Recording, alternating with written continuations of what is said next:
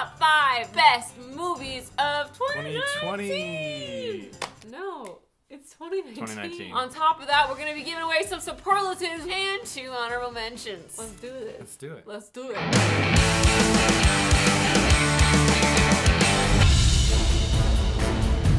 Most surprisingly good movie of this year. I am giving this to a movie that no one was talking about that came out on Netflix called Wine Country. On a day where I was just not feeling my best, I put it on and it was so much fun. It's about this group of friends. They're turning 50. They celebrate together on a long weekend up in Napa. Amy Poehler's in it, Tina Fey's in it, Maya Rudolph's in it. My pick is Downton Abbey. Oh! It's surprisingly good for me because I've never seen a single episode of the show. And we went to go see it. They start out with this crazy recap of what's happened. I love that recap. And it just gets more and more ridiculous. So funny. It was so tongue-in-cheek. And then we get into the movie. It's super low stakes. But the best. No, but in a good way, where it's just like the major Here. subplot of the film is who's going to serve the king and queen How at the dare dinner. they bring in their own staff at Downton Abbey? It's so good, It's though. Downton's Abbey, and they should be able to serve their food for the queen. Maggie Smith is great in it. She has all these Oh great my like God. burning one-liners that are just hilarious.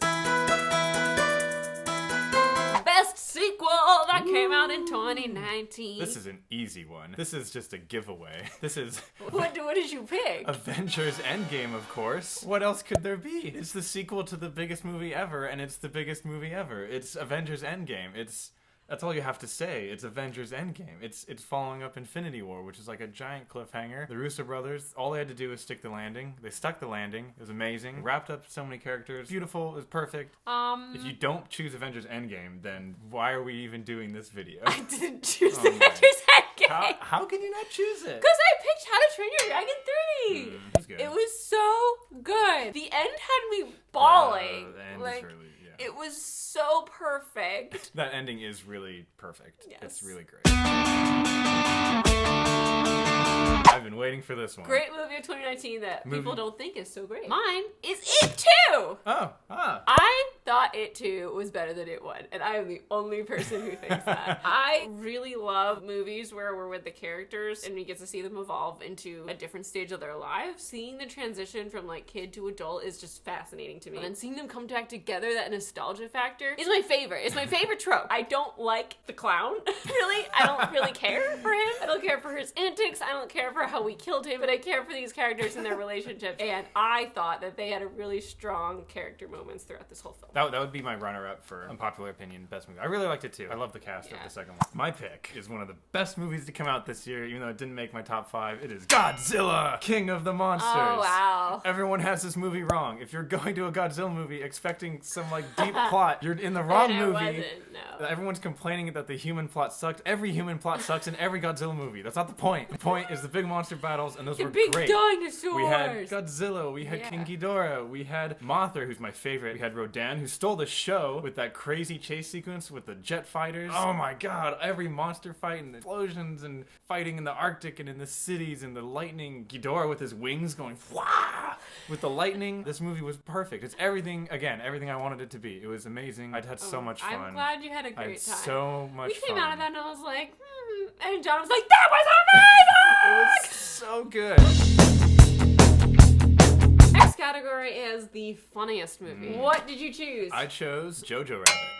I love Jojo Rabbit. I love Jojo Rabbit. It's been a long time since I've heard a theater collectively laugh this loud. Not only is it really funny, but it knows when to take its subject matter seriously, and it gets pretty serious at times. It gets pretty sad at times. It's so like creatively hilarious, which I love about it. Yeah, the little kid that's Jojo's best friend is so funny. He's so cute. He's so funny. Sam Rockwell was very funny in it. Alfie Allen. Alfie, yeah. Everyone in the theater was just cracking up. Scarlett Johansson is so great. Spectacular She's like a in Mary Poppins mom. She's Yeah, amazing. yeah. My funniest movie was Once Upon a Time in Hollywood.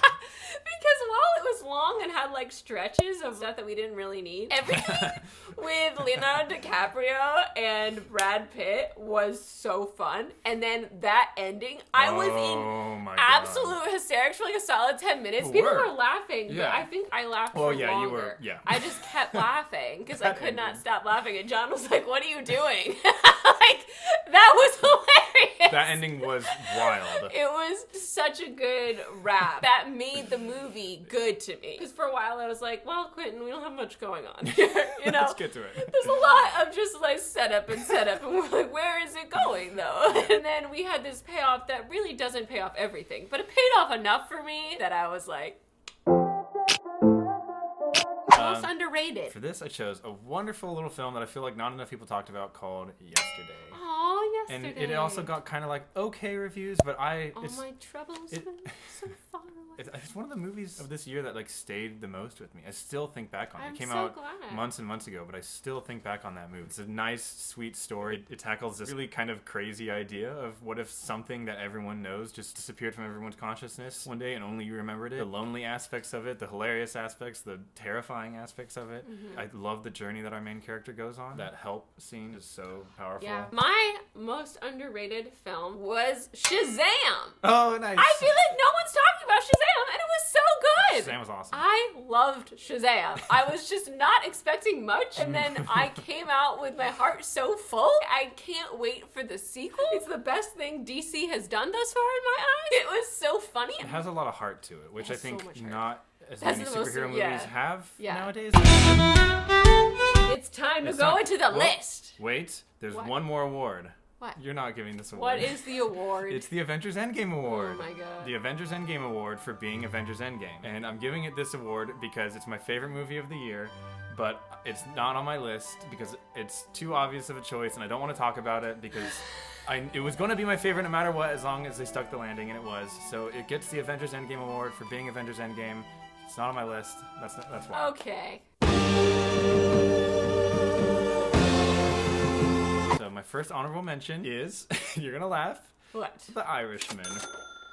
Okay. We just watched this movie. I thought it was pretty good at first. It's a really long movie. The final hour really elevates things and it recontextualizes everything to where I'm just rewatching all these scenes, and Scorsese's direction is like impeccable as always, and the combination with his choice of music, it's just beautiful, and you get to see this like multi-decade story. I mean, I guess I haven't watched too many gangster movies, but I really enjoyed it. Al Pacino is so good in this movie, and Joe Pesci is awesome. All of them were so great. He looks so old. He got so old. Even when he's de-aged to look younger, he still looks so old. I was like, who is that? That is not Joe man. Pesci. I think this movie's gonna stick with me for a while. I think you should watch Goodfellas. My first honorable mention is Joker. It just blew me away. Joaquin Phoenix's performance was out of this world. Okay, second honorable mention, that's number 6 on my list, is Ad Astra. Oh yeah. Oh yeah. Yeah, I thought you would have it on your list. I'm a sucker for space and sci-fi. What I loved about this is it has the backdrop of this very grandiose mission of going to different planets, but it's a very personal story. Brad Pitt's really the only character in the movie. I mean, there's other people, but there's not much focus on them. It's very much focused on him dealing with his issues with his dad, masculinity, his just tendency to be very inward and not like talk to other people, questioning himself and like his life and his like personal life versus his job and his duty. Really fascinating film. I love Brad Pitt's performance in it, really understated. And also shout out to Neptune, which never gets featured in movies in sci-fi. That was really cool. Neptune, it's so haunting and scary. My favorite part of this looking. was how he hopped planets so easily. It was very cool to see it. I mean, it was a really good movie. It was very quiet. Very quiet. But there are moments where it's like, ah! yeah. One in particular. One in, like, there is one like didn't see pretty, that coming. Pretty wild scene, which like I still don't know if I like or not. I liked it. But it's just like, what? My second honorable mention is Jojo Rabbit. Ah. I loved Jojo Rabbit. We already talked about it. It's time for the top 5. Top 5. Top 5. 5 countdown. 5. Number 5 is another movie that we just saw recently. It is 1917. The cinematography in this is mind-blowing. It is amazing. I want to know how they shot this. So many extremely long takes. Very and complicated the way, where shot the choreography. camera, yeah, I don't know how they did it. I really don't know how they did it. He literally had to choreograph the entire film so that it all moved as one. Yeah, like, it's incredible. It's like a play. Yeah, from like a directorial camera work standpoint, it is one of the most amazing things I've seen in film. The performances were really great. Tom Common Baratheon is one of the stars of the movie. And the music is incredible too. Thomas Newman did a really good job on the score. That movie scared me like 50 times. It was really intense. It was very intense. My number 5 pick is also one that we've seen recently, and that is Little Women. I am so glad we saw this before the end of the year because I loved it. I've never read Little Women, if you can believe it. Probably can. You hear me talk about how I hate classics all the time. I had the book and tried to read it maybe when I was in 5th grade or something. I never got through it. I heard them talk about it on Friends, and Rachel, of all people, loved it. And Joey reads it and he spoils something, and I was like, oh my god, I've been spoiled for Little Women. But it didn't matter. This movie was so well done. What I loved about it most was obviously all the relationship between the sisters and the family and how passionate they are about the things they care about in this time period where it was so hard to care about these things and be taken seriously as a woman. But also, I loved how there's so many young people in this film, and it takes place during the Civil War, and they're acting like youths. You know, whenever you see something go back to this era, even when they're like 17 years old, they're acting prim and proper, like adults. And these kids acted like kids. They put on plays, and it was so wonderful and heartwarming, and they had those boys club together. I loved that scene. I loved just watching Timothy Chalamet and Saoirse dance like crazy people outside, and the curling iron scene. I was the only one in our theater cackling. Florence Pugh was the standout for me. She was hilarious. Oh my gosh, Amy. Yeah, she was fantastic. Laura Dern was so Laura good. Dern, yeah. Oh my god, Better Call Saul just shows up randomly. I'm like, Saul, what the hell are you doing here? Great movie. Number 4. Number 4. Number 4 for me is Marriage Story. Wow. Devastating. We've talked about some sad movies so far. It doesn't get more devastating. Just like you're too there with them to not feel horrible. I mean, it's just horrible. It's an incredible movie, but it's just like you feel awful the entire time. I mean, especially if you've been a child of divorce, if you've gone through a divorce, it's like really hard to watch. Yeah, it is hard to watch. It's just like this messy, that just keeps getting messier, and they don't want it to get messier because they still kind of, I mean, they care about each other. It's a really tough movie, but it's really well acted. Maybe more than any other movie I've seen this year. Scarlett Johansson and Adam Driver, these are like Oscar-worthy performances here. I was drained after we watched it together. I had told my mom about it beforehand, and then she was like, Christine, what was that movie with the marriage? And I was like, oh, I don't know if you want to watch it, Mom. My number 4 is Frozen 2! I love Frozen 2 so much. It was better than the first one, which just is always a pleasure. The issues feel older and deeper. The themes hit you harder. And I cried like 100 times. And it was so funny. I considered this for the funniest movie because I was laughing so much. Everything that Olaf said was amazing. His song was amazing. There's that scene we all know, if you saw it, where he does this recap, but it's amazing. It was so good, John. I didn't see it, sorry. My favorite songs are all of them, but Show Yourself got stuck in my head for like a good 2 months. Show Yourself! It's really, really great. 3, the top 3. It's Parasite. So fun! Woo! Parasite was excellent. It was excellent. Oh my god, and we had no idea what to expect. We knew nothing, right? Well, nothing. I didn't watch any trailers about this. I just heard it's fantastic. I literally only heard from you and then saw it on Rotten Tomatoes at like 100. Yeah, so I was and I'm like, let's go see this movie. It's like a limited release at like this theater. Let's go see it. Let's just check out what it is. And holy crap, did it deliver. Dude, it was so good. Oh my god. It's like a family, comedy, dramedy, thriller. Horror. Everything, but in the best way. It's just firing on all cylinders. Yeah. I don't want to even talk about it too much. Yeah, because it gets better to just go into it. It takes so many turns, and and you don't know who to root for. Like, you're rooting for everyone, kind of, but no one at the same time. I hope this wins Best Picture. I think it deserves it. Yeah. I think this movie's fantastic. Yeah, it was so good. Again, I don't want to... so many fronts. Watch Parasite. Please watch Parasite. It's so good. Number 2. Two.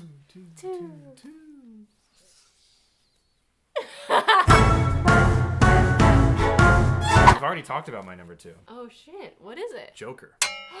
Ooh. It was a horrifying character study. He's mentally ill and he's not getting the help he needs. It feels almost too real. With what happens in the third act, it doesn't feel like you're watching a movie. It feels like you're watching this actually happen. And it's very gut-wrenching and disturbing. You just feel sick watching it. I also want to give a special shout out to the music in this film. So good. An incredible score that I also think should be nominated and win. Joaquin Phoenix too. I mean, you don't even have to say. This movie I think is already great, but he elevates it beyond what it it already is. My number 2 is Blinded by the Light. I love this film. It's like everything that I've ever wanted to make in a movie. I love making music videos, and it was like music videos meets life. Growing up, music was such an important part of my psyche in how I evolved and grew, and seeing this portrayed on film for this character was so cool. The way that you always think about it when an album has such a profound effect on your life. You tie it into these life-changing moments for you. That's what we're seeing. He feels like he's gonna give up, but then he finds Bruce Springsteen's music. I'm also really connected to Bruce Springsteen being from New Jersey. His songs are something that I've just grown up listening to because my parents are fans. I've never really paid attention to the lyrics, and then seeing him go through this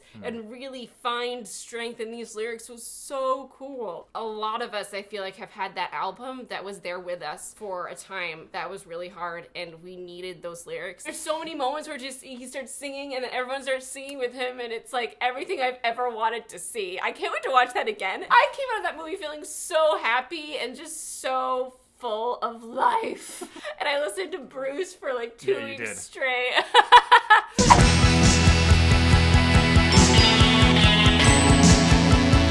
Number 1 best movie of 2019. 2019. All right. John's best movie of 2019. There you go. Oh my god, shut up! Justice League 2 Revenge of the Snyder. Cut. So this was fantastic. I was not expecting this.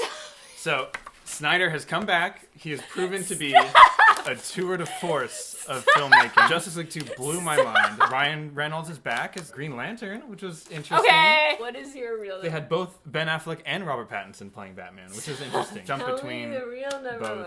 But I think it was really great. Tell us the real one.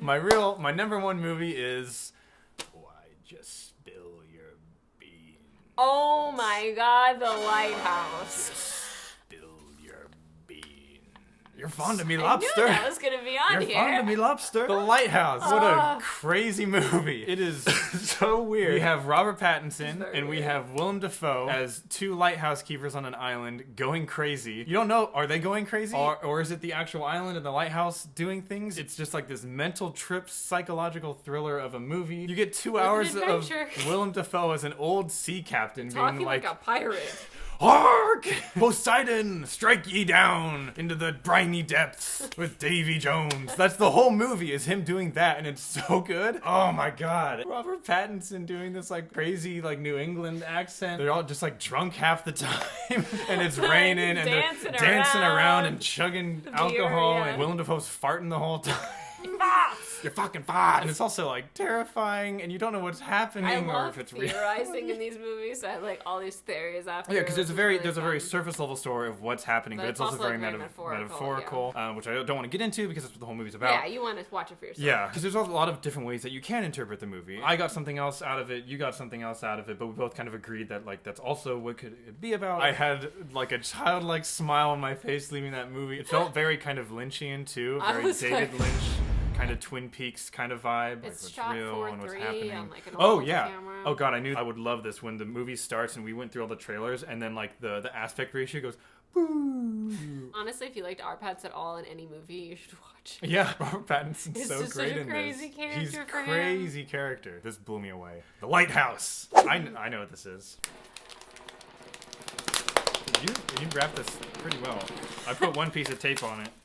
Christine's number 1 movie of 2019 is, I knew it, Booksmart. It is Booksmart. Booksmart was so good. It was such a great coming of age film. So it's about best friends in senior year working through the fact that they're not going to be seeing each other every day after they graduate. You're not going to be around each other, so how are you going to keep your bond the way it is? It's so scary when you've been with this person all your life and they're your support system. They're the person you go to tell anything, and knowing that like you're going to be going on separate journeys. It's about coming to terms with that and coming to terms with the fact that you can still have that closeness. It's just going to be different. And it was beautiful and it was hilarious. It was so funny. So much amazing stuff happens and it was shot great, and the 2 main characters are just so strong in their own rights and have really different journeys happening, but they come together so beautifully. I loved it so much. And it was Olivia Wilde's directorial debut, and it was so good. Also, Billie Lourd is really great in this. She was my favorite part of the movie. I always forget about that. That's her. Because it like didn't feel like Billie her. Lourd was hilarious. I cracked up every time she showed up. It made me cry, it made me laugh, and it gave me all the heart-filled feels. Those were our top 5 movies of 2019. We'd love to hear yours if yours weren't on our list or if yours match anything on our list. We saw a lot of good movies this year. A lot of good movies. It was really That's why tough. we had to add superlatives. Yeah, We're about to go to our top 5 worst movies of all time. The link will be all time. Oh wait, of 2019. Our top worst movies of 2019. One of them might be the worst movie of all time. We'll get to that. The link is in the description. Goodbye.